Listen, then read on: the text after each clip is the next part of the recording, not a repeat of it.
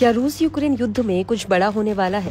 बीती रात यूक्रेन की राजधानी कीव पर घातक हमले के बीच रूसी राष्ट्रपति व्लादिमीर पुतिन ने अमेरिका के निर्वाचित राष्ट्रपति डोनाल्ड ट्रंप की जान के खतरे में होने की आशंका जता दी है। यूक्रेन पर भीषण हमले के बीच उन्होंने ये भी कहा कि ट्रंप कुछ करना चाहते हैं तो करें, वरना हम कीव में जलजला ला देंगे, उसे रसातल में मिला देंगे। अब रूसी राष्ट्रपति के इन दोनों बयानों के मायने निकाले जा रहे हैं।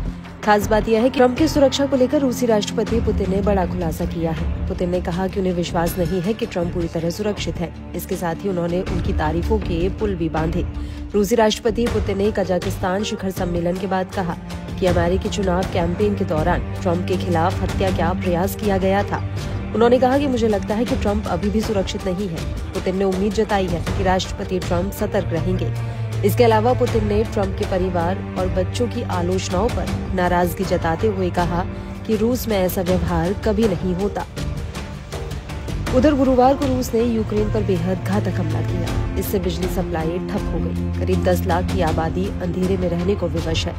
यूक्रेन के राष्ट्रपति जेलेंस्की ने कहा कि रूसी सेना ने क्लस्टर हथियारों के साथ क्रूज मिसाइलों से हमला किया है। इस घटना के बाद जेलेंस्की ने एक वीडियो संदेश जारी कर कहा कि रूस युद्ध को बढ़ाना चाहता है।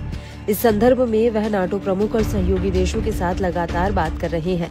यूक्रेन सेना का कहना है कि गुरुवार के हमले में रूस ने 91 मिसाइल और 97 ड्रोन इस्तेमाल किए। अब सवाल यह है कि पुतिन को ट्रंप की इतनी चिंता क्यों सता रही है?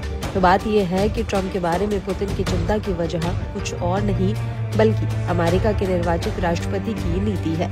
डोनाल्ड ट्रंप अमेरिका फर्स्ट की नीति पर चलते हैं और वह युद्ध में यूक्रेन को बहुत अधिक सहायता देने के पक्ष में नहीं है।